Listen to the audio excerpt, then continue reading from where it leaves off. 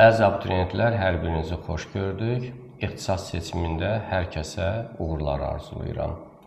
Bildiyimiz kimi, avqust ayından etibarən ixtisas seçimi başlayır. Burada nələrə diqqət eləmək lazımdır?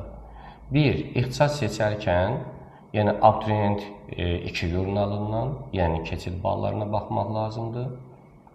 Abituriyent 4 jurnalından, buradakı plan yerləri və yeni yaranan ixtisaslar varsa, həmin ixtisaslara baxmaq lazımdır.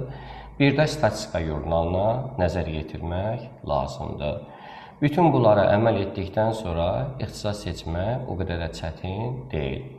Burada sadəcə vurğulamaq istəyirəm ki, işinizi peşəkarlara həvalə edin ki, sonra yanılma olmasın. Bir də müəyyən fikir vurğulanır ki, keçid balları qalxacaq, müəyyən sıxıntılar olacaq. Bunlara çox da fikir verməyin. Təbii ki, müəyyən qruplarda elə ixtisaslar var ki, onlarda güclü rəqabət var. Həmin ixtisaslarda müəyyən qədər artım müşahidə oluna bilər. Amma digər ixtisaslarda çox da ciddi artım olunacağı gözlənilmir. Hər birinizə uğurlar arzulayıram.